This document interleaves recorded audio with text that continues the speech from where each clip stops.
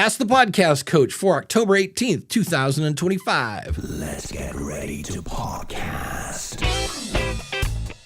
There it is. It's that music that means it is Saturday morning. It's time for Ask the Podcast Coach, where you get your podcast questions answered live. I'm Dave Jackson from theschoolofpodcasting.com, and joining me right over there is the one and only Jim Cullison. Jim, how's it going, buddy? Greetings, Dave. Happy Saturday morning to you. It's a crisp fall air. Oh, who are we kidding? It's still hot outside. When is fall going to get here? It's over here. It showed up yesterday for like a half a day and then went, I'll be right back. I forgot something. Yes, I'm with you on that. What's happening? It's October. We haven't even had frost. The mosquitoes are still out there. Oh, that's crazy. Yuck. Yeah. Yuck. Well, the cool thing is if it does get chilly, because we had a frost warning. It got down to like 36 in Ohio. The one thing that'll always warm you up is a nice hot cup of Java. And that coffee pour is brought to you by our good friend Mark over at podcastbranding.co. Mark is a great guy. He's working on something right now for me. So not only am I a customer, I am a repeat customer because he's going to sit down with you. And he's got insane amounts of just experience working with multiple podcasters. And this could be your artwork. It could be your website. It could be a PDF that you're going to, a lead magnet. It could be a PowerPoint present. Anything that you're going to put in front of your audience that you want to look good and you want to look professional, you go over and you say hi to my buddy Mark. He does an amazing job. And what I love is he gave me 3 options, and I went out to the School of Podcasting and they said, well, we kind of like the concept of number 1, but we like the colors of number 3. And so I'm going to go to Mark and go, can we combine number 1 and 3? And Mark will go, yes. And I will have it and I will be on my way. It's that simple. He listens to what you want and then gives you what you need. It's really simple. And so when you're ready to look amazing, podcastbranding.co, tell him Dave and Jim sent you. And of course, big thank you to our good friend Dan Lefebvre over there, based on True Story, podcast.com. I mentioned it last week, Project Blue Book. If you are our age, you remember those stories, that project from years ago when we were young. And then History Channel released a version of it in 2019. Dan's talking about it. If you're interested in that at all, available right now, based on a True Story, podcast.com. And as always, Dan, thanks for your sponsorship.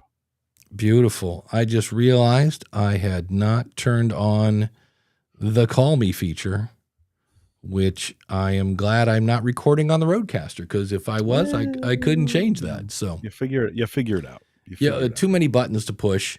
But Jim, I have a question for you. So we'll do a survey of one. Have you ever seen a video on Facebook or let's say, X or, some social, somebody's made a clip of a video and you watch it? I think we've all can say we've done that. That's awesome. But the question is, have you ever stopped right there and then went to watch the full length video? No. Yeah, actually, I never have. No, I've never clicked on anything to go through. I don't do that. I know that's what they want. I know that's what they're looking for. I know it happens. Well, I know it happens. I just don't when I'm death scrolling or when I'm, doing that thing, I'm doing it for entertainment purposes. I just want to go boom, boom, boom, boom. I'm not looking for things. I know it does happen, but that's just me. Well, what's funny is, and all I know him as, which again is kind of key, he is bearded man with a coffee mug. And he used to be a Navy SEAL, I believe, or whatever the other super macho army kill you with a pinky, Delta Force, maybe. Force. Something like that. He's also served in some sort of political office, and he's super sarcastic. And so he's always like, they're saying this, da-da-da-da-da, da-da-da-da-da, and then punchline, and then sip of coffee cup. That's it. And I love him because they're short, they're to the point, and they're usually funny, and they make me go, I didn't, and a lot of times I'm learning about news and seeing ridiculous people on the internet that he's making fun of. And then I found his long form stuff, and I didn't like it because it wasn't as punchy, right? You had to wait a long time, and it was him kind of being more serious. And it was interesting that I couldn't do that. But Adam Curry was talking about this on his show, No Agenda. He also mentioned it on Podcasting 2.0, and he was saying, this is what we're doing now on Facebook. So this is about, 40-second clip here. But I love the fact that he's explaining that this, and I forget, I should have written down the study that he's quoting, but I don't remember, but it was credible. But here's what we're doing on social media. That is time spent checking in with friends and family. More than 80% of the time on Facebook and more than 90% of the time on Instagram is spent watching videos. So they literally say, today, this is the filing, only a fraction of time spent on meta services, 7% on Instagram and 17% on Facebook, involves consuming content from online friends. A majority of time spent on both apps is watching videos, increasingly short-form videos that are unconnected, i.e. not from a friend or followed account, and recommended by AI-powered algorithms Meta developed as a direct competitive response to TikTok's rise, which stalls Meta's growth. And when I read that, I'm like, well, this explains why we're all becoming idiots.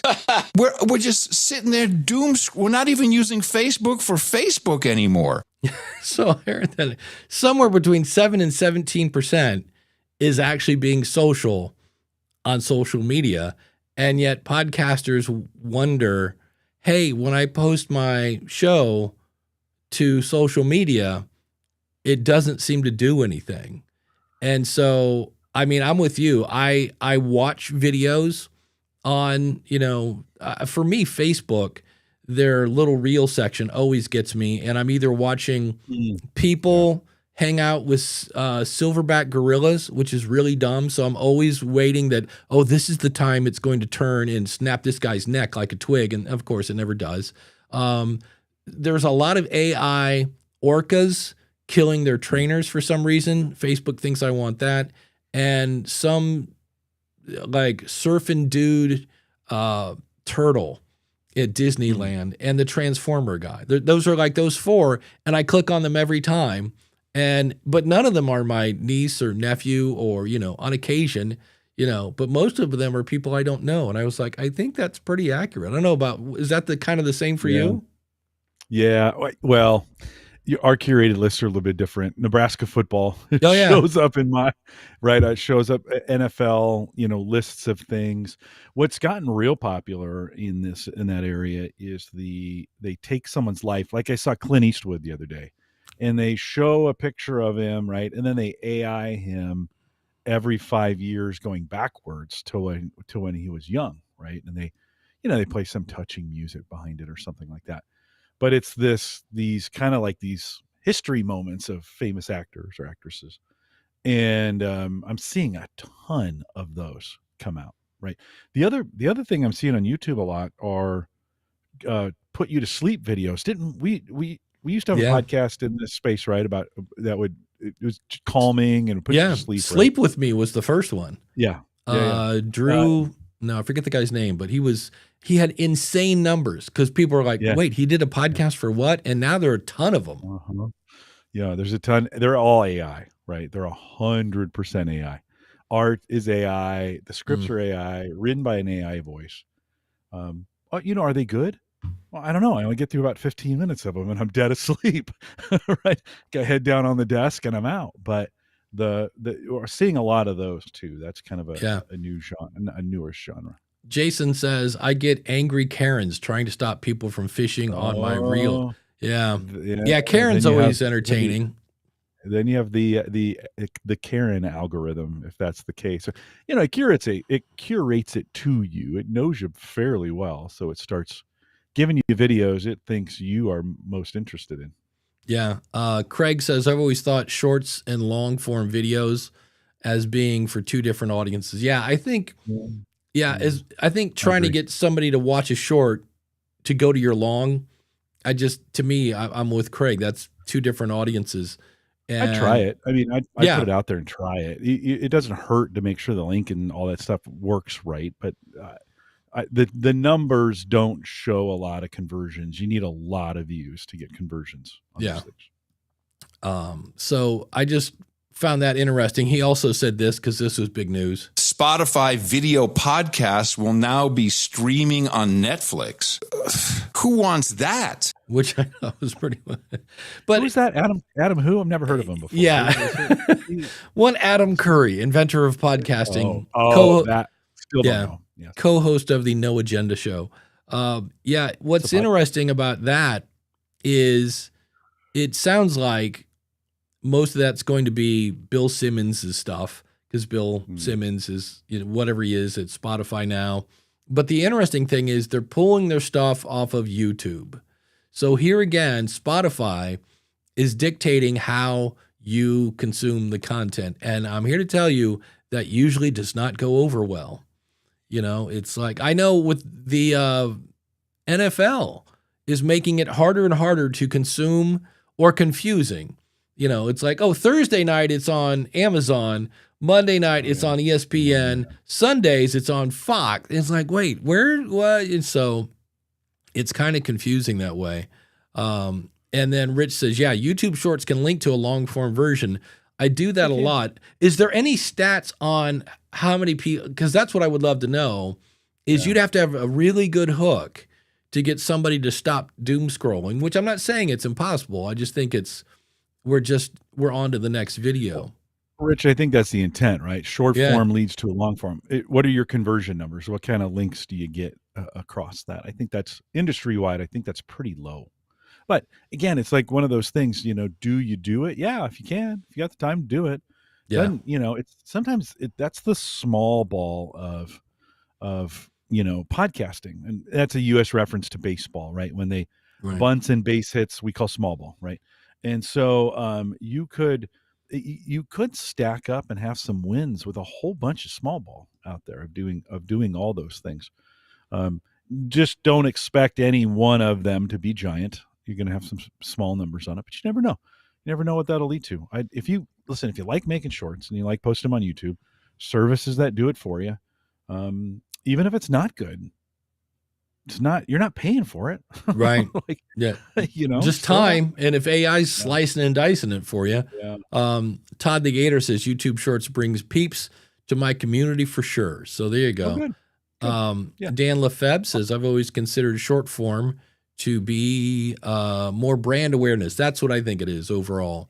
Not necessarily direct one-to-one, short-to-long link. Yeah, I think, again, from the great marketer that is one Taylor Swift, she used a short to promote something that was coming. So to me, it's a way to keep your brand in front of people, even if they don't click on it. Just like, hey, I'm not dead, kind of thing. So yeah, but she's not Taylor Swift, and nobody gives, Right, that's true. Nobody cares. I'm not Taylor Swift. There's an announcement. Yeah, but this is what I would love to know. Chris says, short video, does it have a good conversion rate overall?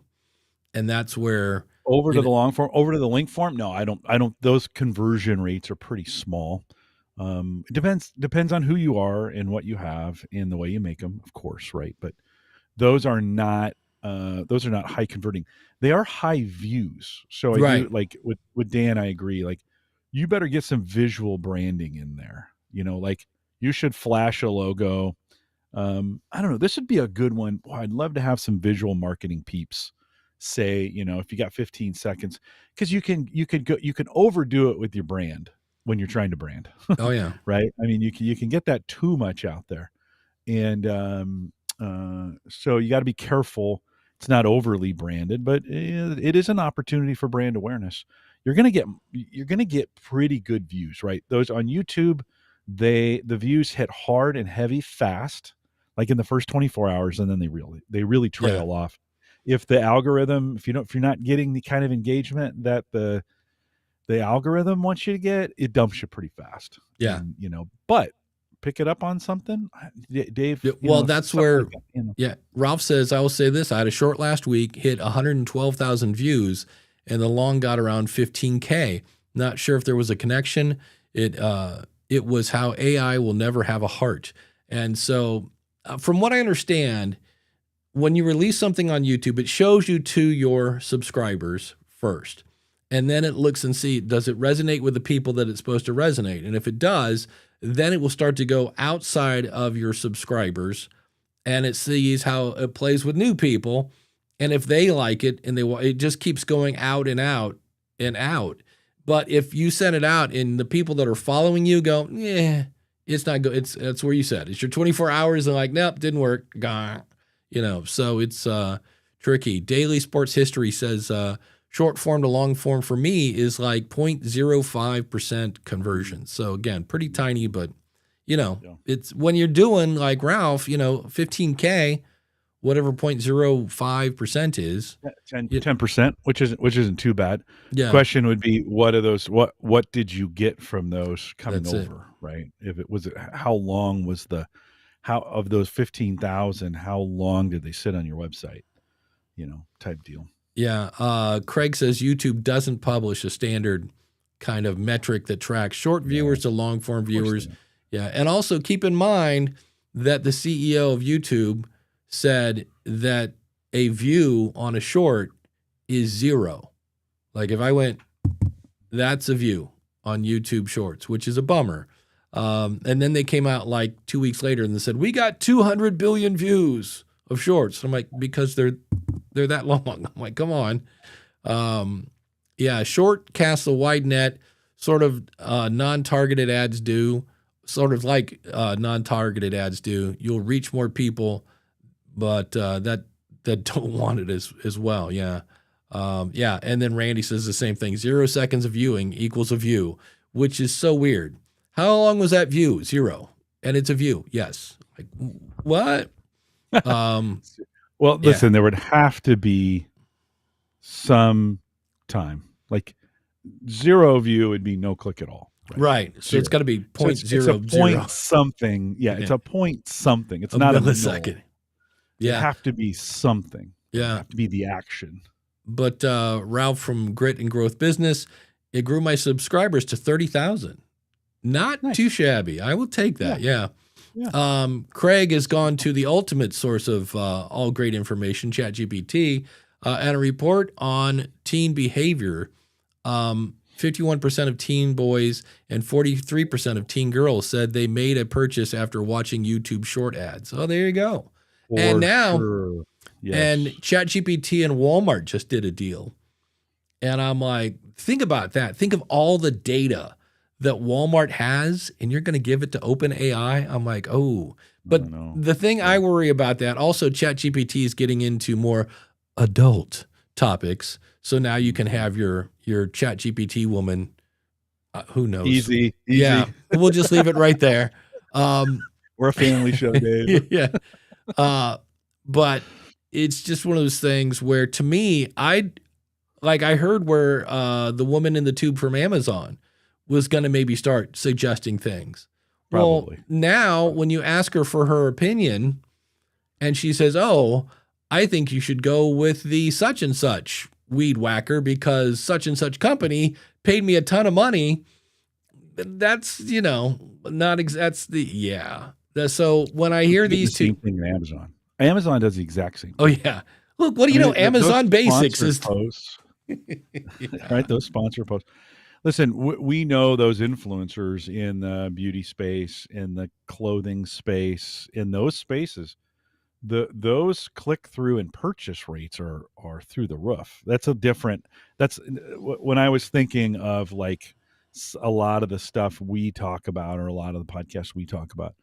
I guess I was thinking of those. There are the Gen Zers and the millennials are buying off TikTok like crazy. I mean, I've heard them talk about it. They're like, oh yeah, I was out on TikTok or whatever, and I got, I saw this dress, or I saw these shoes, and and I was like, really? But that's a little bit of it. Like, that's a cultural difference too between us old guys and ladies, and maybe the next generation that's coming behind. That's not the way I buy. I mean, no. I look, I see, I research. I might even podcast about it before I buy it, and then I may not buy it. I mean, like, nah. It's after all that work, I'm like, nah. Where the trend is more like, oh, I'm going to buy it, and then I'll think about it. I'll think about it after I get it, or I'll buy it and just send it back. If I don't like it, put it back in the box, and away it goes. It's more like, I think that's how people are window shopping now. It's just order stuff, and if it's not exactly what I want it to be, I'll just send it back. Well, that's what's really weird. I was very sad last night. I I got in my car and there's this little patch of black stuff. And I'm like, what is it? And I pick it up and I go, oh, wait a minute. And I don't know about you, I never look at the back of my coat. But I got out of the car, took off my coat. This is a leather jacket I've had since I was like 18. So it's going on 40 years plus. And it's just, there's just a part that's just like starting to just, you can see where it's ripped. And I was like, oh, how am I going to look like Fonzie now if my leather? And so I'm like, oh, I'll just go to the mall and go to the leather store that was there. And then it was like, no, that doesn't exist there. Oh, I'll go. Nope, that's not. I'm like, I don't know where to buy leather besides a Harley Davidson shop. And I don't really want a Harley jacket. And so, yeah, so shopping's going to be different and interesting, shall we say. I'm not sure how that's going to work because that's what I wear in the fall. That's one of the things that's cool about fall. I'm like, oh, cool, I get to bust out my old leather jacket. And I turn it and you can just see where it's just the one side. And it's very politely my jacket just going, Dave, you're fat. You don't. And I'm like, oh, yeah, I just kind of split it there. I'm like, oops. Ralph says, I will say it's all driving us to spend more money. Yep, that's the whole point of social media. Sure. It creates want and it creates comparison. Oh, yeah, a lot of comparison. And guess what? It works really well. Yeah, it's I've heard that when the TikTok shop came out, that it kind of ruined TikTok because everybody and their brother, instead of talking and doing dances and everything else they do on TikTok, was trying to get people to like buy my stuff. Like it was just another video of buy my stuff. And now that Walmart's over there, that'll be interesting to see how that goes. But I just thought it was interesting that most of us aren't really being social on social media. We're just watching strangers' videos going, well, that was weird.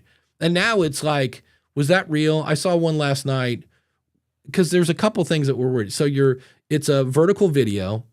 A little baby is on the very top step and steps down to the next one. And you can see the parent is way off in the distance. And this little toddler starts coming down the stairs and there's a cat halfway down.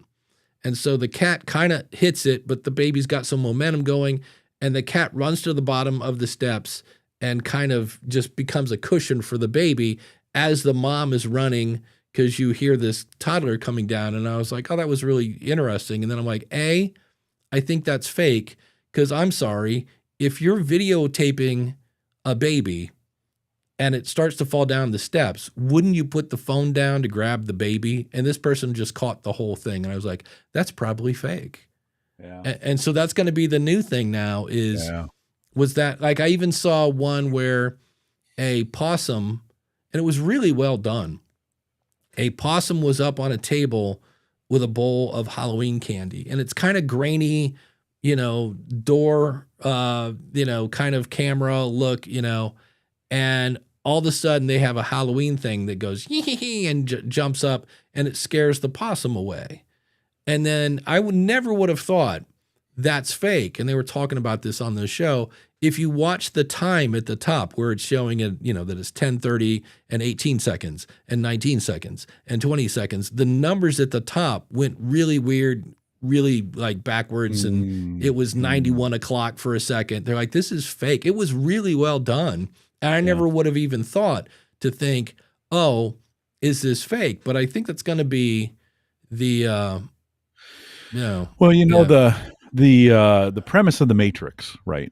The 1999 Reeves, right? The Matrix. The premise of the Matrix is if you're in a dream you could never wake up from, does that not your reality, right? If you can't wake up from it, it's your reality.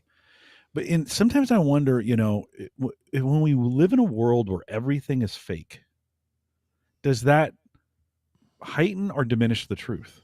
Do we, if we live in a world where we never know, like, how does that change us in our thinking and what we do and the responding to things and what's the value of that? I mean, I'm not saying we'll ever live in a world that'll be 100% fake, but it is a little Matrix-ish in some regards when you kind of think, if your whole reality is fake, then that fake reality is real, right? I mean, that's all you know. It's all you see. You have access to. then that reality, if it's a dream you can't wake up from. Sorry to get all existential. There we go. Existential on a Saturday morning at 10 o'clock. But it's one of those things. I think with the technology getting so much better, I don't think it's an issue of differentiating fake from real, but I don't know what it is. I mean, if you can't tell, does the fake become real? It's just perception is reality, right? So for sure. Yeah, for sure. Yeah. For sure. Well, it always makes, without turning this into a sermon though, it does add a whole new thing, just as a, hey, this is a book and this is what it says in the book kind of thing. For sure. When Jesus was getting his whole court thing and he says, like, what's your deal, Jesus? And he said, I came to testify to the truth. And I was like, oh, that brings on a whole new kind of thing. And I'm like, but what if there is no truth? Oh, that's a whole. Well, I mean, if everything's fake, if it's all fake, So listen, I'm sure we have people listening on the road screaming at us, Jim, don't you understand? There is truth. I'm not saying there isn't truth. I'm doing a thought exercise as if we take this fakeness to the nth degree, and if I live in a world where everything is fake, the fakeness becomes the reality. The reality, right? Yeah. That's anyway. Yeah. There you go. Soak on that one for a while. Yeah. Craig has a fun tip. He says you could cut up the jacket and put on leather patches on the elbows of the tweed sports jacket. Hence, from the Fonz, the teacher. That's when I tuned out. When Fonzie became a teacher, I was like, okay, I can stomach. Yeah, it was after the shark. I was like, but I can't do that. Jim, how would you order a Whopper at Burger King? Ooh, like as far as sides and stuff, I just say give me a Whopper. There you go. Pickles. Wow. Now, did you feel scared with that question? No. Yeah, me neither. But yeah, this is, and I'm not making fun of this person. Okay, yeah, maybe I am. It's just one of those things where we're overthinking things. And he says, I'm going to try and focus on trailer swapping to see if I can grow this silly podcast audience. But I've got a question about how to do that. I get that I've to reach out to podcast by either emailing them or DMing them or whatever. But how can I go asking any podcast about swapping trailers when my podcast numbers are pitiful, like 30 downloads a week? Nobody's interested in those numbers. So won't the natural response be to bleep off? Or how else do you go about asking?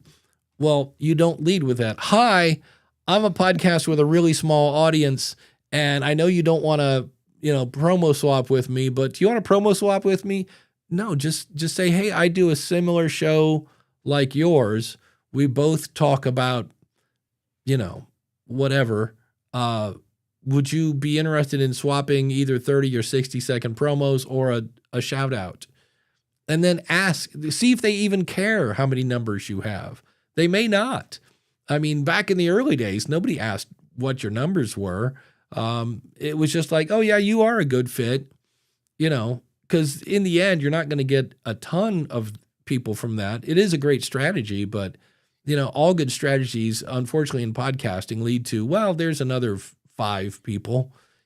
But it's those 5 people that tell another 3 people who then tell another 1 person, that whole 9 yards. But I just thought it was interesting that I guess it's the imposter syndrome sneaking in there. Like, oh, I've only got 30 downloads. Don't look at the download numbers. Look at how much of that audience are we sharing? So if I had another podcast about podcasting that said, hey, do you want to do a promo swap? That's what I'm looking for, or, things like that. Jim, do you know of other shows around home gadget stuff? Oh, sure. Yeah. Sure. Yeah. I mean, listen, it comes down, if you're going to do sales, which as a podcaster, you're in sales, right? If you're going to do sales, you gotta get no's before you get yeses. And you never know. Like I was just talking to somebody the other day. I had Jamie Siminoff from Ring on my show right after he was on, Shark Tank, which I didn't know. By the way, I learned he had just been on Shark Tank from this. Talk about not doing your homework. He could on the show. He told me the story. So I was learning as we were going along. at the time, Ring was not that big, but they were, they've become the juggernaut of video, purchased by Amazon. Jamie was a super good guy. I was lucky I got him, but I had to ask. It was one of those kinds of things, like, you never know. We had the guy, Zapier is a service where right, Zapier, you can schedule like if this, then that kind of things. And their CEO, Mark, I had him on the show. Zapier was just coming out, and they were just, they 4 guys from Columbia University or University of Missouri at Columbia. And great interview. And he was very, very kind to me. I reached out to him about 6 years or 7 years after that, like, hey, Mark, could we come back? Could we have you back? Crickets. Like I couldn't get anything right. So, it doesn't always, it's not always, and there's plenty of stories of folks who are asking, big name deals or sponsorship deals, like to get, reaching out to vendors and saying, hey, I do this. Would you be interested in partnering with me on this? I can guarantee you 100% of the time they'll say no if you don't ask, for sure. Right. That's the only guarantee in that. But if you got to ask, you got to get out there and actually make the ask. And who cares? Listen, no, I shouldn't say that. Who cares? It hurts to be rejected. It hurts. Got to get through it. Do what it takes. Figure out your system of rewards so you don't feel so bad when you get rejected. And sometimes when I have to do sales, I say, okay, when I get 10 no's, I'm going to reward myself with this thing, whatever it is, to trick me into, like, no's are good now. Yeah. I'm going to collect the no's. So I've got an interview in the can that I'll be releasing in a couple of weeks. And this woman was on, and she was talking about how she'd gone through, she said, at least 200 no's trying to get some stuff.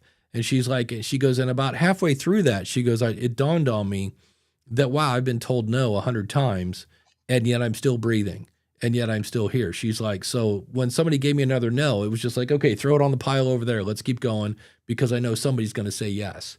And so it's hard. It's not easy. But she was like, you just kind of go, all right, there's another one. And she goes, but it also gave me courage to keep asking, because the worst thing they could do is say no. And so it's always tricky with that. Ralph is go ahead. Go ahead.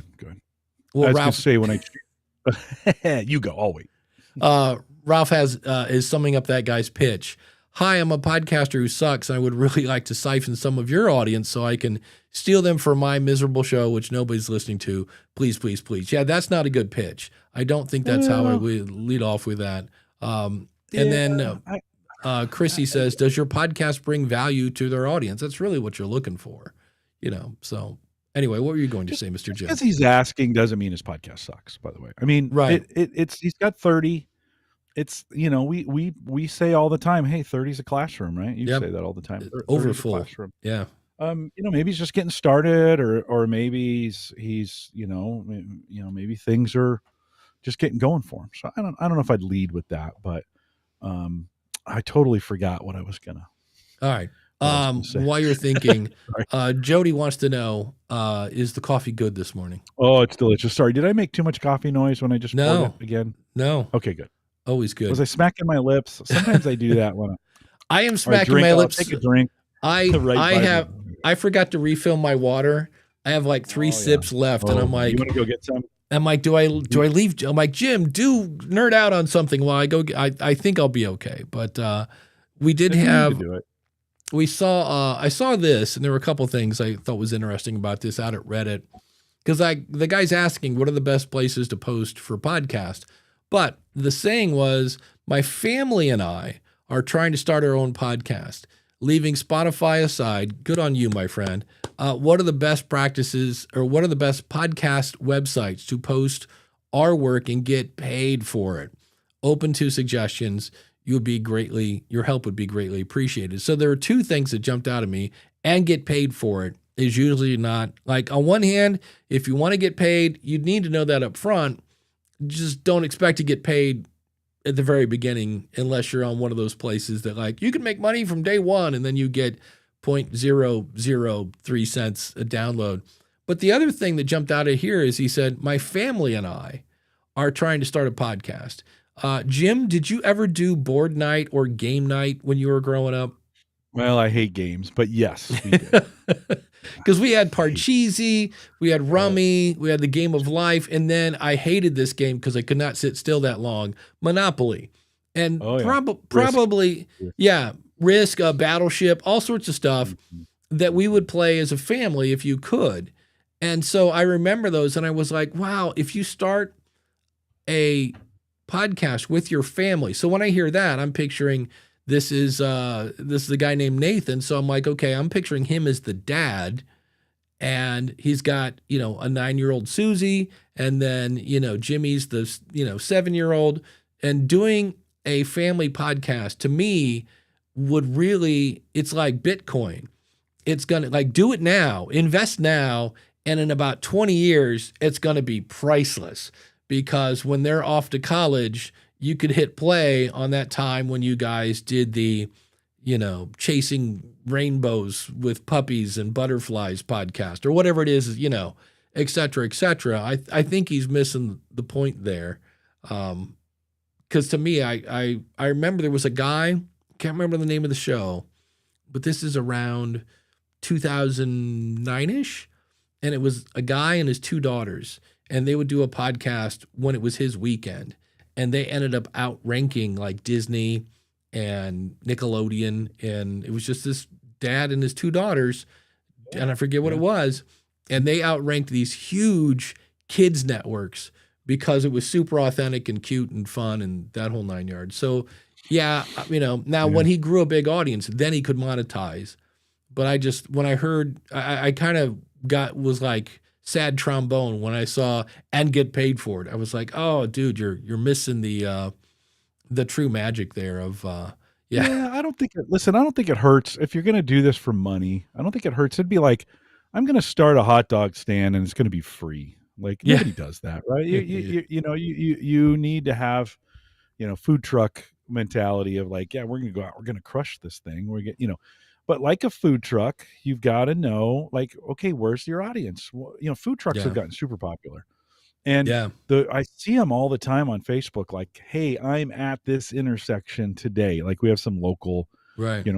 This is a good example for podcasters, right? When you think about a food truck and his advertising, he's not going to want to be on YouTube or in general Facebook, because the audience is too wide. He needs to find the local, the local groups, the local networks, and then pitch to them, and then build that brand in the local area. And then you got to get people who say, oh, when they're, when somebody asks like, hey, I'm looking for a good food truck place tonight. Oh, you got to see, Mike's, I'll say Jim's food truck.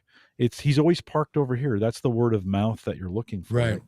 I think in our podcasting, sometimes we forget to really niche down when we get started and say, how do I find, because you'll find your most engaged listeners first. It's usually the way it works, right? You get your most engaged right off the bat because they're attracted to the niche that you have. And so you gotta hyper drill down into some of those things to make sure you're I've said this 1,000 times, but I'll say it one more time. I think a lot of podcasters make the mistake of not taking care of the early audience that they have, and that like thinking, to go big, I got to be busy doing things. And yes, you do, but you also need to be busy about the small audience that you have to make sure they feel very, very welcome. They're going to be your base going forward. So make sure you're taking care of them as well. And all the podcasts I've ever done, I've always had a really good relationship with the core, the core audience, so to speak. And I still, even today, we've got some pretty good numbers on our podcast. And I get a listener who will ask me a question, and I say, do you have time for a Zoom call? Like, let's just get on the phone and hammer this thing out instead of, back and forth on the socials or whatever. Right. I still think it's really, really important to make the one-on-one contact. And Dave, those calls are priceless. One, you get to hear from your audience. You get to hear what they're really thinking. Two, they think they hit the lottery, like that jackpot. They're like, what? Get to talk to this person that I listen to all the time. So make sure you're going the extra mile on the core audience, the ones that are really engaged. Give them time, make time so that you can connect with them individually. Really listen to them, because they're the most important part. Yeah, we do that now at Podpage, where if somebody's stuck, I'm like, here, let's just schedule a live support call. And first they're like, well, what do you mean? And I'm like, no, click that link and pick a date that works, and I'll meet you on Zoom. And they're like, oh, okay. Because they're kind of like, wait, what? And so then I'll show up and they're like, oh, so it's you. And I go, yeah, that was, when it said Dave Jackson at the bottom there, that's me. And they're like, yeah, but you're Dave Jackson. And I go, yeah. I'm like, so what are we working on? And they're just like, and they get done and they lose their minds because A, we got them fixed. And then B, it's like, oh, well, you're like a real person. And I love fixing them because that's me. That's what I like to do. But I'm with you. I love the conversation afterwards. Well, I'm like, well, tell me a little bit about your show. What are you doing? Anything else, et cetera, et cetera. And it's, I just did a thing. In fact, I've got like a page and a half of notes from, I was like, well, I always tell my audience to, go ask your audience what they want. So I did a thing. I called it Dave's Kitchen. And the idea was, instead of making it, can I take your order? And I'm listening, which is kind of what I was doing. But I also wanted to make it even more like, hey, why don't you come into the kitchen and we'll make your favorite dish together?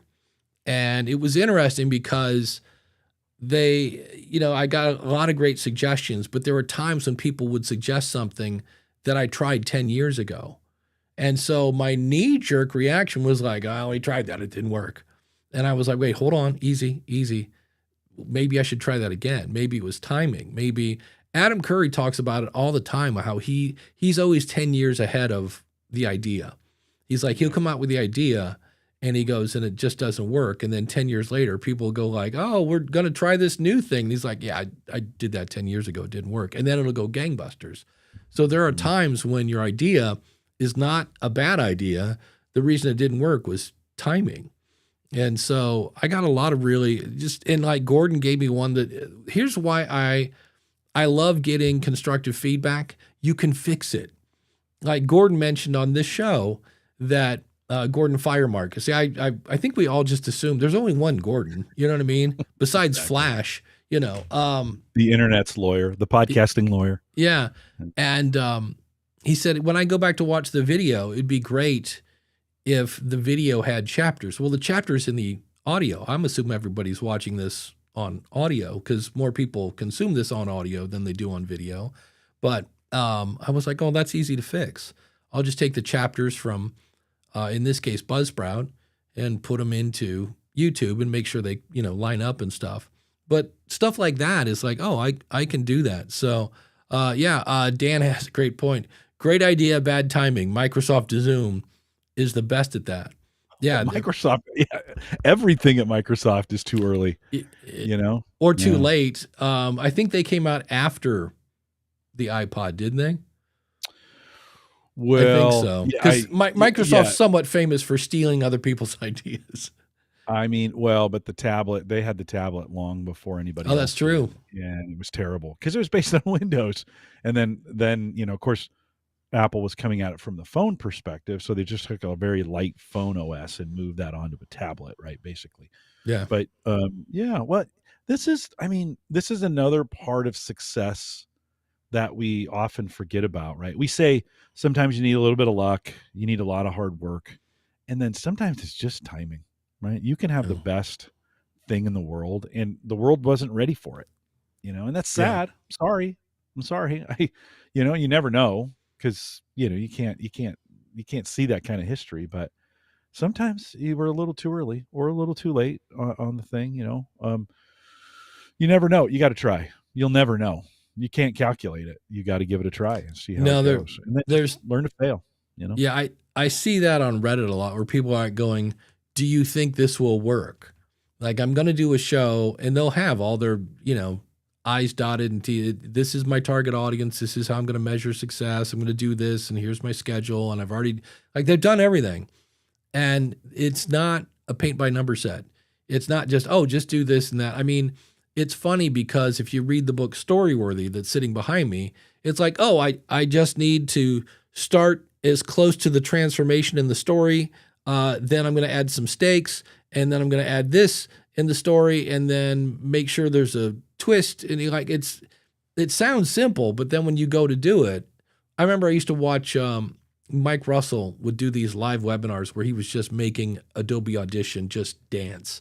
And you're like, Mike, why are you doing this? Like, you're teaching me how to do stuff that I would pay you for. And then even with him doing it in video where you could slow it down and watch exactly where he clicked, it was just like, no, I'm missing that thing called experience that's in his head. And he knows when to choose this tool and when to do this and when to do that. And so it's always fun when I have lost my point at this point. Well, we're talking about the fact that, an idea. And so sometimes you think the idea is, it was a great timing for him at that point because we're all learning Adobe Audition, but also the fact that you think sometimes you've got all the right things in place. Yeah. Yeah. And then you're like, oh, wait a minute. I don't have the skills to do that, even though you just showed me how to do it. So it's always tricky. Yeah.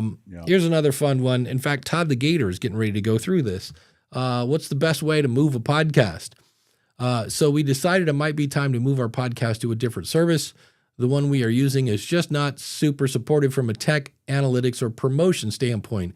Promotion standpoint is your job, for the record, when it comes to, whoever it is, Captivate, Buzzsprout, Transistor, Libsyn, Blueberry. They're not really there to promote. They syndicate your show to all the different places, but that's your job. The issue is how best to do it. I know we can migrate our RSS feed, but is that the best way? No, it's the only way. Or would we better off just deleting the whole thing? No, do not do that. And then reposting our episodes on a new service. No, who wants to do that? We have all the masters and the edits, so all it would cost me is uploading time. We've got 70 episodes. Yeah, you don't have to do that. And the 2,100-ish downloads we currently show from those episodes. Well, those stats, even though you can, with some services, they'll put in the total for the episode, but not how many you had per day. So you kind of lose some of that data, most of it really. I guess my question is, does anyone have any options on which these options may be best? We really don't plan to make any money off of it or even get a ton of downloads. We just want to share our show with more people. So with that, if the goal is I want to move from one media host to another that promotes me more, don't move, because they don't really promote you. They syndicate you to Apple and Google and any other place you want to add because they've given you a feed. I mean, even Spotify, the walled garden that it is, you can take their feed once you find it and put it into Apple and, iHeart and all those other places.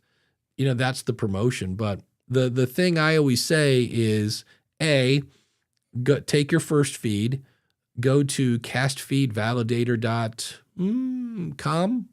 I believe it's either .com or .org. Make sure it's valid. Make sure all your episodes are in your old feed, and then just import it into the new one. And that's it. And then go to the first one once you've verified that everything's in the new one. You can click play on the first one and the last one, and they both work. So you kind of assume that everything in between is working. And then you just redirect the old feed to the new feed. But if the goal is switching gears, switching hosts will get me more downloads, the only reason that would be the case is even though we have the IAB kind of standard, the way people implement it, there's a 5 to maybe even 10% variance on that. So you might get more, you might get less downloads. I always say it's like taking a Corvette and going to Texas and putting it on a runway that's flat. That thing goes, 180 miles an hour. Great. Okay, take that same Corvette, go to Maine, put it on a runway that's flat, and let it go. The thing's going to go 180 miles an hour. The car is your show. The runway is the media host. It doesn't matter which runway it's on. It's going to go as fast as the car. And so your downloads are, my old equation used to be downloads equals value times promotion. Smart promotion, really. And that kind of is it's a little harsh, in the immortal words of Bill Murray. It's a little harsh, but maybe divided by luck. Maybe, I don't know in that, but you just got to be careful when you're changing feeds. I would just say never multitask when you do that, because when I worked at Libsyn, I had some guy that redirected his feed into the nothingness, and so it was just like putting your audience off of a cliff. So that's always fun. Let's see what the chat room is up to here. Yeah, there you go, Rich Graham, Windows Phone. Wow, yeah, that one was late and mismanaged, and it was a lesson in what not to do.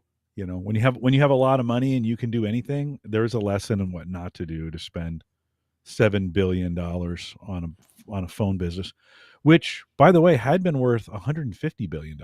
So, you think, man, $7 billion is a lot to pay, right, for a phone company when they bought Nokia. I remember that.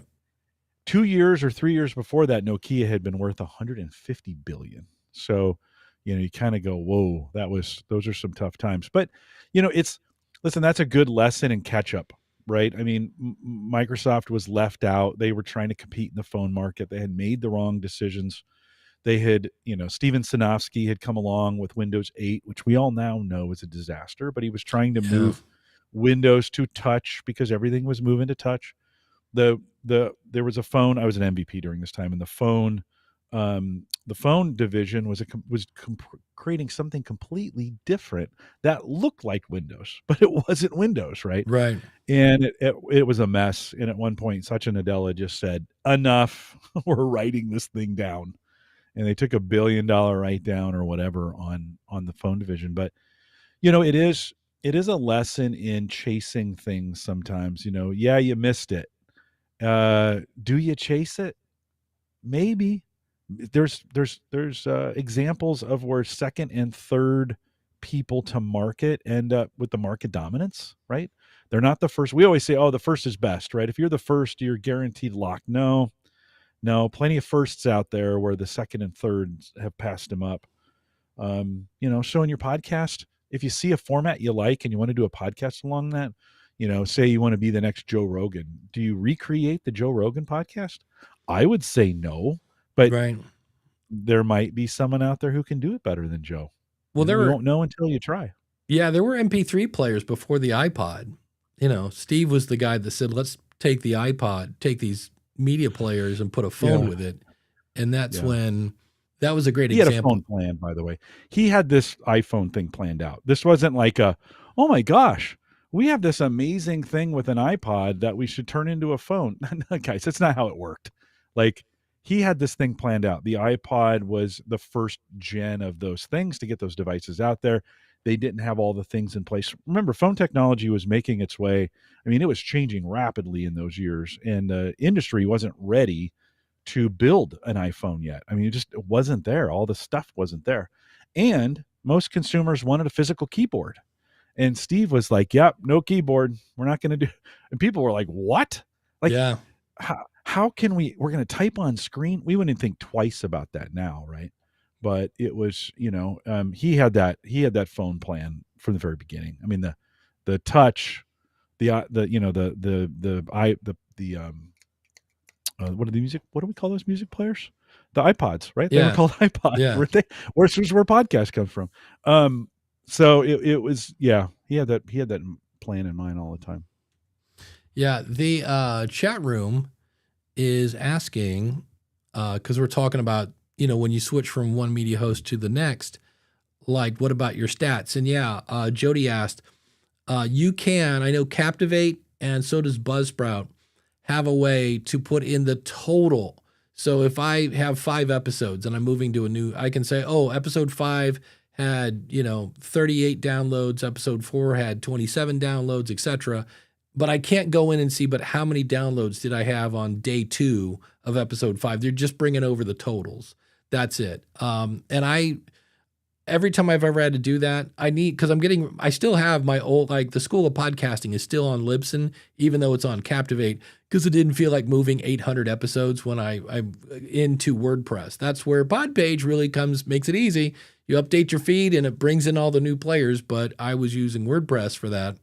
And so I still have I just went down to the $5 plan on Libsyn and kind of went from this point forward, it'll be Captivate. And I'm actually paying someone to go back and just copy and paste the code in. And once those are all done, I'll turn off Libsyn. But before I do that, I will go in, I'll have to upgrade to the $20 plan so I can download my stats. And then I'll go to Danny at Captivate and go, can you make those numbers go into here kind of thing? But Randy Black brought up that, hey, you could use OP3. And so Ralph said, well, what's an OP3? And OP3 is, and here's the good news, Libsyn, and I kind of poke fun now because Libsyn is a little slow on making new features. And I love the team over there, Rob and Elsie and everybody, Chris in support, Todd, etc. But they're a little slow. And so this is OP3. And here's the good news. Libsyn has now approved OP3, and that's the good news. The bad news is it's not working right. So you go over to op3.dev, and it says, hey, put this as a prepend. Some people call them prefix.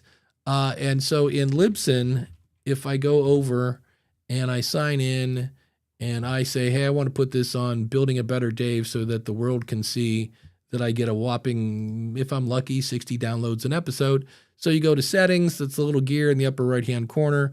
I'll try to do this quick for all of our people that are listening in audio because I realize this is boring as watching salt dry. You go to advanced tools and then URL prefixes. And in theory, now this didn't work on Friday, I can paste this in here and in the prefix and come down and click on save, and survey says it's thinking about it. It's still thinking about it. It worked. Yay. There you go. And now I can see in theory what it does if I go to, oh man, where would this be? It's been a while. If I go to the Libsyn website, can I get a link? Yes. Of this.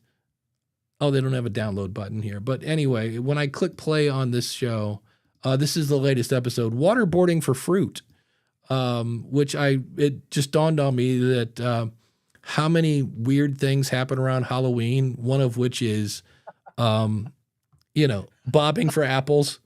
And I was like, it's just waterboarding for fruit.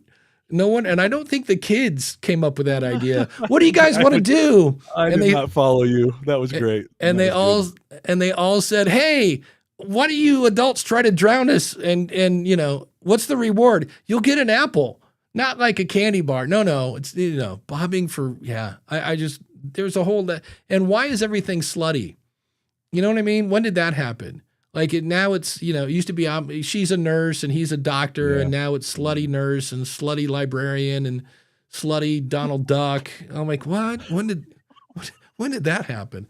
But in theory, give that 24 hours and you'll be able to go to op3.dev and see that Dave gets, what am I getting on this? This is the show I do for me because it's weird and it's just weird thoughts in my head.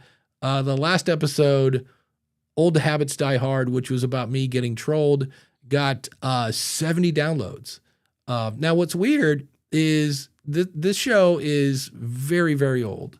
And if I click on my the total here, I can see that I Want to Ride My Bicycle from November 2019 has almost 1,000 downloads. It's been a long time since I pooped my pants. There's a great title. 937 downloads from also November. Maybe something happened in November of 2019 that I got a bunch of downloads. But that's a show I do just to be weird and share ideas and, and also keep my sanity when I was in a very, very bad marriage. But somewhere on this site, if we go back to op3.dev, and anybody else, as soon as I say op3, like it's your knee-jerk reaction to say, yeah, you know me. Somewhere in here, example public stats page. Well, this is fun. If I go here, it's an example. It's thinking about it. This is the kind of stats you can get. Now, for the record, this is really not a whole lot different than almost all media hosts. Again, not throwing shade, but Libsyn, you got to pay $20 a month to get this. But it shows you downloads in 30 days, downloads in September, unique downloads, and then it shows you your episodes, like how fast. Like this is straight out of Captivate that I've seen. Why is it saying my page is unresponsive? Well, I will wait. And then it shows me my episodes. Here, let's do this. I forget my own address, futureofpodcasting.net. And if I go to resources, in theory, look at stats for the future of podcasting. So it's thinking about it. So we haven't put out an episode in about 6 weeks, but you can get actual, and again, these are the stats you can also get out of Captivate and Buzzsprout. And, so here we are getting around 245 downloads an episode. I can see our Apple Podcasts. I can see we get a few people from Uttar Pradesh, and these are Asian regions. Hence why there's a bunch of companies I can't pronounce. So it's just another thing to obsess over. You can download your stats, which is nice. This is another thing we should talk about, even though there's nothing to talk about. In September, many of us are seeing a rise in web-based listening, because you can see here that in September, Chrome was basically tied for Apple Podcasts, and that just doesn't happen. If I go back to August, August, True Fans. Of course, this is a show about the future of podcasting, so there's a lot of podcasting 2.0 talk. But if you want more stats, now it's free, but John Spurlock is a dude. He's an actual person, and he's paying for this technology. So I give John $10 a month just to here's, I don't want you to have to take food off the table because I want free stats. So do consider that if you're going to use those. So that's what OP3 is. To me, I'm not saying it doesn't. The nice thing about it is it makes your stats public. The nice thing about it is when John runs stats, the more people that have their stats in there, we can say the average podcaster is getting, X amount of downloads. Todd the Gator said, I always enjoy Building a Better Dave. Building a Better Dave has the smallest audience of any show I have, and yet it's also the most vocal. Like if I don't put out an episode for like a couple months, I will have people like, where's the next one? What's going on? And I'm like, okay. They are, your stats are 100% open and anybody can see them. So if you want to share your stats with your sponsors and you don't want to give them a login, although in Captivate you could do that, and Buzzsprout and things like that, but if you don't want them in there, so there you go. So it's that's what OP3 is. And I think the idea was just to have a free way to get stats. So if you want them, you can do them. And they're fun-filled and exciting. And you know who else is fun-filled and exciting? Our awesome supporters. That's right. You can be an awesome supporter. And I did get, and it's, this happens. And so I never want people taking food off the table. But because of the government shutdown, we had somebody say, we're not getting paid right now. So we're going to cancel our support. And I'm like, dude, family first always. But these are some of the awesome people that are supporting us, like Chris over at castahead.net and the Flame Alive Pod and Horse Radio Network and Indie Drop-In and all sorts of fun people. You can go over to askthepodcastcoach.com/awesome and see those. And thanks to everyone who is doing that. And we're also brought to you by the schoolofpodcasting.com, where you get courses, coaching, and community all in one place. And you can use the coupon code COACH and start your first month over there. And if on day 28 you're like, I don't think this is for me, you can cancel and I'll give you your money back. And then if you already have a show and you need some feedback, well, then go over to podcasthotseat.com. There's now a private version. So if you don't want, if you're basically just looking for consulting, that's a way to do that. And that comes with a free month of the School of Podcasting. And if you go over to askthepodcastcoach.com, well, you're looking at Podpage. And if you want to try Podpage, Go over to trypodpage.com. If you want to learn Podpage, go to learnpodpage.com. And if you need more Jim Collison, and hey, who doesn't need more Jim Collison? Go over to theaverageguy.tv and check out his show, Home Gadget Geeks. And now it's time for the Wheel O Names. So who will it be? Will it be Chris at castahead.net? John Muntz will be Ralph over at the Financially Confident Christian. We're going to spin the wheel. And we're going to spin the wheel, honest we are. And it is Max over at Aviation News Talk. If you're a pilot or you just dig planes, check out all the news about aviation. Max has some really great videos on his Facebook page where he'll be up in a plane just taking video from the cockpit. So Max, thank you so much for being an awesome supporter. I deeply appreciate it. And I can't find the button. There we go. So also, I want to give a shout out to Ralph. He's in the chat room. Ralph, obviously, if you need an accountant, Ralph is the guy. AskRalph.com is where you can find all his stuff. He helped me out yesterday and was super helpful. And we had a good time. But nonetheless, it was supposed to be a 5-minute call to answer one little itty bitty accounting question. And then we went down a rabbit hole and it was like, oh, holy cow. So thank you so much for that. Ralph, go over to AskRalph.com. And if I can get my mouse to work, honest, I'll go to the last slide. There we go.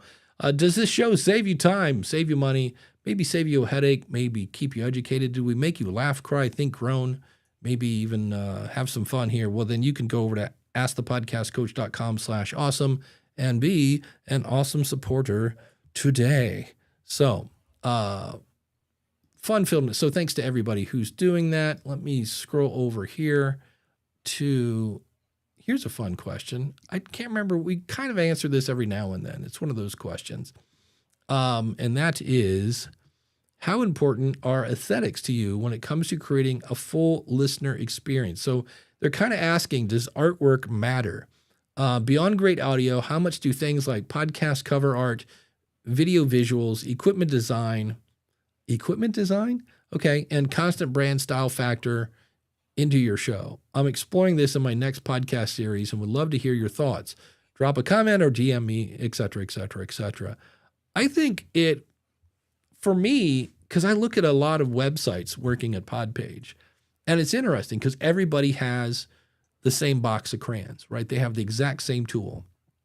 And I'm amazed at, like, call me weird, but dark purple text on a dark red background, to me, is not a great brand. It's hard to read. It hurts my eyes.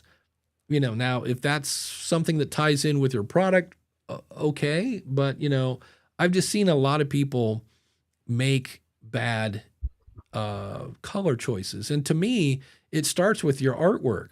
Like when Mark finishes my artwork for my new little project that's coming up, whatever color is on the artwork is going to be the color of the website. That's why I'm kind of thinking kind of a couple steps ahead, because I just want everything to look like it was planned, I guess, in a way, as opposed to, I don't know. Jim, what do you think? I know I just got these, although this isn't the box, but this is the Rode Wireless Micro, which, by the way, is kind of cute. It's little. It's a little wireless thingy. And when you basically, you got two transmitters that have a magnet on the back and a clip. And so you could just, put these here and it'd be good. And then the thing I love is it has, in this case, USB-C. The thing I hate is that's not long enough to fit in my phone without pulling it out of the case, which is why I bought these, which is a little USB extender. And it works great. I got like 4 of these for like $9. And I was like, ooh, that's a little too cheap. But if I hold this up, that's all it is. It's a little USB extender. So, and when you plug it in, it works great. But I was amazed at the box. I thought, oh, here it is. The box just had this whole thing where everything fit in. And as you opened it up, and then this opened up, and this was here, and this was in a box. And here's your little... Did a unicorn jump out of there? A unicorn jumped out and danced. Yeah. Pixie dust all over the place. It was, then, poof, right? And you're Yeah. like, oh, that even smells good. And it smelled like roses. Yeah. Yeah. So, and it's got little furry things to put on the mics. Nice. But it was all about the presentation. It's your first impression, right? So why do people do that? And it's because it's like, ooh, look, it's a little black furry thing to stick on the microphone. So to me, it's your first impression. And if you can do something with it, why not? I don't know. What do you think, Jim? Yeah, I think it's way more important than we think. I'd like to think that people don't judge a book by its cover, but everybody does, and you just, this is, in the, in the alcohol industry, it's crazy how the art is everything. I mean, we're just think about whiskey. We're all basically drinking the same liquid. It's made similar. I mean, there's some differences and stuff like that, but man, or wine, the cover art on wine bottles is amazing. Yeah. And you're out there picking wines, and I can look at a wine that's got a boring label, and then I'm drawn to the freak show label that's an amazing work of art. And we are influenced by those things. And I think, in the early days of podcasting, we'd make our own cover art in Canva. Well, Canva wasn't even around, right? Right. In Paint, maybe, right? And it was just garbage. It was just terrible. And I think it really matters. I think the way things appear and the way they look. I'd like to think that's not true. I would like to think our content is what's king. Yeah. But they don't go through the door if it doesn't look good in some cases. So you just have to, the way around that, of course, is word of mouth. Nobody looks at the album. If you've got a recommendation from somebody, they're not going to go, oh, I'm not going to listen to this because the album art looks terrible. They'll look at it for a second and go, oh, okay, that's unusual. But Joe coming off the street, your album art matters. It does, unfortunately. I'm in the middle of this book. I interviewed this guy for Podpage. It's called The Visual Marketer, and it's by a guy named Jim McLeod, The Marketer's Crash Course for Creating Memorable and Effective Visuals. And it's already changed some of the way I design stuff just because the way people read. It's like, oh, there's a reason why the logo is usually in the upper left-hand corner or the bottom right, depending on which one is more important and all sorts of stuff. But it's really, there's a lot of this that I was like, wow, this is almost a book on podcasting, because it's like, know who your audience is. Because like they wear, I think it's white in China for funerals. Like that color's all around death. And for weddings, they wear red. Where like we're like, well, that's, whatever. So it's, knowing who your audience is key to that. So it's a really good book. At least I'm 6 chapters into it. And that's something that I just have on my calendar now. From some nights, it's just like from, 8 to 9, read. And it's usually I just want a chapter, nothing too crazy. And what's funny is it's a little bit like exercise. Once I get on a treadmill, I don't have a problem. It's just I've built in my head that the treadmill is going to be harder than I think it is. And same thing, once I start reading, I actually like what I'm reading, and I'll read a couple chapters. So, Uncle Marv says, you down with OP3? Yeah, you know me. So I still want to play that song. Let's see here. What else is the chat room saying?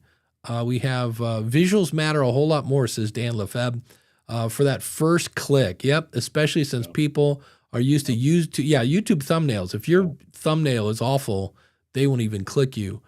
Chris from castahead.net. Cover art is a little more important than it used to be. I agree with that. Just not nearly as important as what you're saying and your audience ability. Yeah, it's all about getting the click. For video, it's even more important because thumbnails are huge for YouTube views. Yeah, that's the way, that's the game you're playing over there. And really, as much as I kind of go like, well, if you're going to go to YouTube, you better learn the algorithm. Well, if you're going to have a website, you got to learn a little bit about SEO. It's really not a whole lot different. Let's see. Randy says, if I register for the warranty for those and you get the camera receiver for free, just pay $7.90. I did not know that. Huh. That's cool. Because the wireless micros, Like I literally just plugged it in and it just worked right to my phone. But I think I can, there's a thing you can do to make, I think the transmitter connect via Bluetooth versus whatever that other thing is. He said you also plug the Rode wireless micro receivers into a USB on the Rodecaster 2 or Duo and use them as additional microphones. That was kind of the plan. I just saw they were on sale. I bought a lot of stuff on sale, some of it good and some of it not good at all. Dan says, one of my good friends has been a branding designer for decades. Looks matter a lot when building trust. Yeah, that's true. A well-designed look builds more trust than something haphazardly thrown together. Yeah, and it's weird because all it typically is, like for the school of podcasting, it's what I just call blue-green. It's this weird, I don't know what the actual color would be. And then there's this yellow, and then like if I need a third color, gray. Ask the podcast coach, it's blue and red. Actually red, white, and blue if we look at it that way. And I just pulled that off the logo that Mark made for me. I'm like, okay, so if I need an accent color, it's red. Most of the stuff is blue, you know. Yeah. Craig says, wait, that's the only one floss, one tooth strategy. Once you start, you don't stop. It's too funny. Ralph has a question. Has anyone tried thumbnails with subliminal content?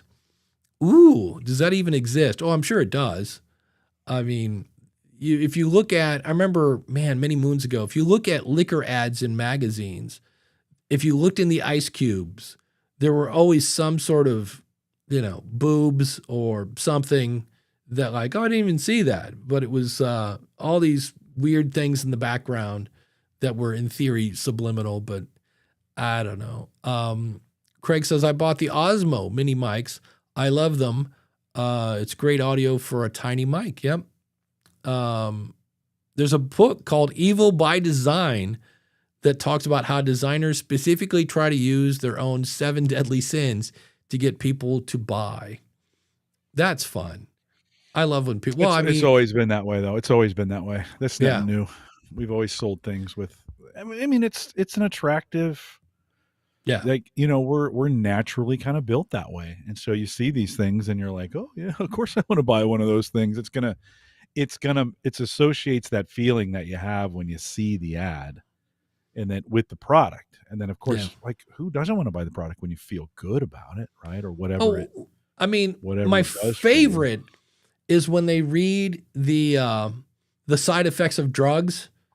Pay attention to the video that's being shown while they talk about, you know, may cause a third nipple, explosive diarrhea, potentially death. You will, you know, your lungs will collapse and fly away. It's just, meanwhile, they're out in a bathtub in the backyard and the sun is coming up and they're dancing and the children and the deaf is like, you know, man, it's like, and I love the fact now because the government's trying to make them say all the side effects.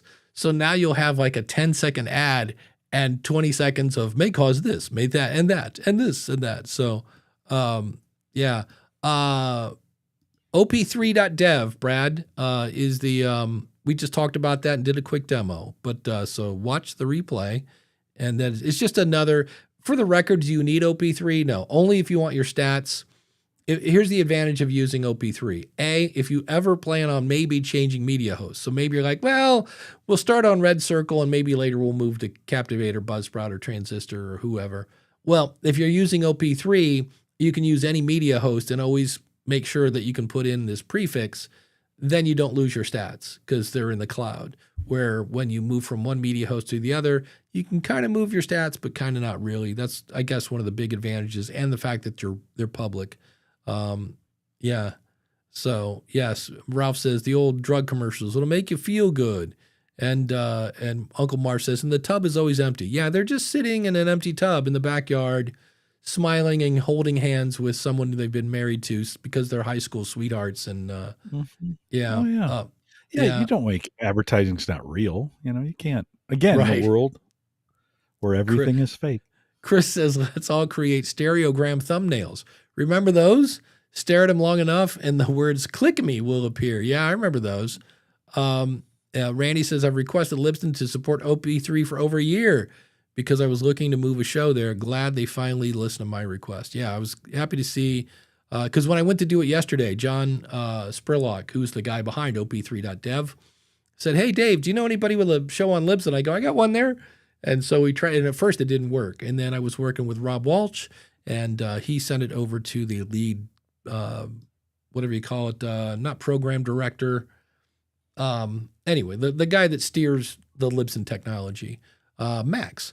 So here's a fun one as we start to, we're rounding third and heading home already almost. Just to remind people, this is from no relation, Jay Jackson. He's added back to some Facebook group. He said, just had Meta taken down all of my accounts and no option to appeal or recover anything. Does anyone have a Meta contact? Cheesecakes on me if anyone can assist. So, you think anybody actually works there? This isn't the bank. Yeah, you're not calling these guys. Well, when I got kicked out of my group, I had somebody, because I finally went, I'd gone through all their help and all their stuff, and I finally just on my show said, does anybody know anybody who knows somebody that maybe can help me on Meta? And somebody's cousins, sisters, brothers, through marriage knew somebody. And I said, yeah, here's my log, here's the email I use. And I don't know, probably a week later I was back in, but that was, one of those where you're like, oh, geez. So here is another fun one. We were talking about this kind of earlier. Laura says, I put out my first podcast. So first things first, kudos, because a lot of people don't make it. They think about, I know people that have been thinking about launching a podcast for years, and you did. So kudos for that. Now I asked a question, what is my URL for my podcast? I didn't know the answer. Well, this is a brand new podcaster, so we get that. Google says it sounds like if they want the URL, must go through Apple or Spotify. Those are only two platforms I'm on. How do I share my podcast without the Buzzsprout link? I'm transitioning from YouTube to podcasting, so this is new to me. And this is where, for me, Jim, where do you buy your domains at? Hover. Hover.com. I use Namecheap or Cooler websites, depending on what mood I'm in. Cooler websites is just my GoDaddy reseller, and they're about the same. So, but that's where a domain really comes in handy, because you can basically, number one, you always want to say that. It always drives me kind of crazy when people go, oh, you can find it on my website. And I'm like, and that website is?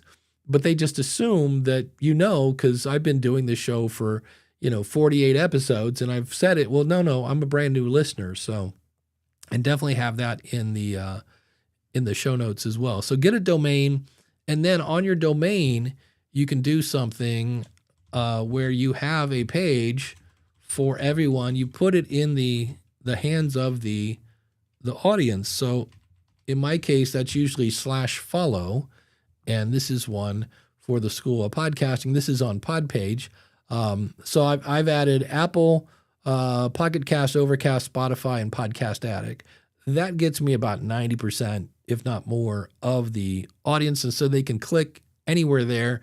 But then I get to say the name of my URL, direct them. It's easy to remember. It reinforces my brand, and it makes it easy for the audience to do that. And that takes literally, in Podpage, maybe 2 minutes. If I was doing it on WordPress, maybe 5, because I'd have to go find some buttons. So it's super easy to do that. So it's one of those things, because a lot of people don't realize that, especially if you're sharing an Apple link, which a lot of Americans do, because we love our Apple, but in Europe, it's it's all Android. And Chris says, wait, Dave, no iHeartRadio? Yeah, I know. They're number one in podcasting. Number one. They're the best. Yeah, there's also no Amazon link on there. I think I listened to Libsyn, and you can go over, if you go to, let me go back to my screen here. If you go to buzzsprout.com/stats, I wish Libsyn would do this, and Blueberry, and any other media host.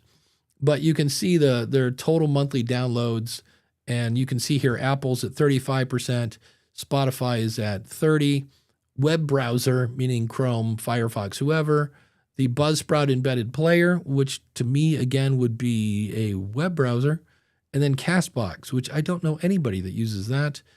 Apple iTunes, still in there for those old schoolers on a PC. Overcast, Pocket Cast, Podcast Addict, Amazon Music, and at this point, we're under 1%. iHeartRadio, 0.5%. Amazon Echo. I'm about done with her. She's just everything I go to do, because I used to be able to go into the kitchen and ask the woman in the tube from Amazon to play Pocket Cast, and she's like, I'm me, mama. I'm like, do you have the new version of it? I do have the new version. So she's really fun and perky. I can't do that anymore.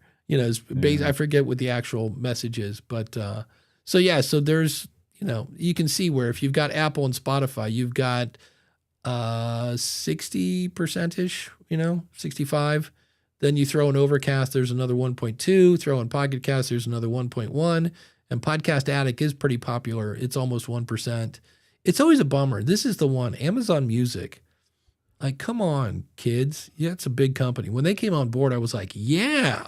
And the reason for that, when you go to Amazon Music, I believe it's music.amazon.com, they try very hard to get you to subscribe. And I'm like, I just want to listen to my podcast. And so that's always kind of a pain in the rear end when you're like, I just came over to listen to the new episode. We joke about iHeartRadio, right? Being number one in podcasting. But whenever someone says iHeartRadio, what do we say? Number one in podcast. Is that not the greatest brand? Like, that's pretty good brand. They're top of mind. We're all saying the same things. Now, you may not be the best or have the best opinion of that or whatever. It's gotten people's attention, right? Well, it got our attention because we all know it's a blatant lie. Well, yeah, but so is most of marketing. That is true. Safe and effective. Yes, that's true. Randy says, if you're on WordPress, you can use Daniel J. Lewis has a great plugin called Subscribe, Social Subscribe and Follow, I think is the full name of that, but good stuff for that as well. So we're going to wrap it up 2 minutes early. I could sit here and ramble, and I'm like, you know what? We're kind of out of content. Yeah, so Jim, what is coming up on Home Gadget Geeks? Are we still, because I know you're still kind of nursing some. I got it done. Yeah, okay. No, I'm still nursing the neck. We'll get it figured out. But I did it. I got it done Thursday night, solo show, solar panel update. And I asked the question, what good is a local AI LLM anyway? So if you're interested in either of those topics, you can check it out. It's available right now, homegadgetgeeks.com. Yeah. I see here Chris is saying the same thing. My guess is about the lack of Amazon is Audible, which doesn't just have audiobooks, it has exclusive podcasts. Yeah, that's true. They're kind of pushing Audible a little more. On the School of Podcasting, I got 3 ideas. I haven't figured out which one. One came from this list, which was maybe I should share all my tips that I know about doing a live show. So I might do that. If I don't do that, I've got that interview, and I still have one in the can about marketing lessons from one woman named Taylor Swift, because I read a book about her and was like, oh, like even if you don't like her music, you have to respect just how she persevered, when she was just this little kid, and they're like, oh, just sit in the corner and be cute. And she's like, no, I got an idea. We should do this, guys. So Dan says this was a great episode. So there you go. Thank you, Mr. Lefebvre. Thanks to him over at, again, based on a true story podcast.com. Thanks to Mark over at podcastbranding.co. Thanks to everyone who is listening. And we will be here next week. Preferably, it would be nice if it was still. I'll take this weather all fall myself. It's actually great. It's great weather. Yeah, I'm not complaining. Check out Jim over at homegadgetgeeks.com. Check out me at schoolofpodcasting.com. We will see you next week with another fun-filled episode of Ask the Podcast Coach.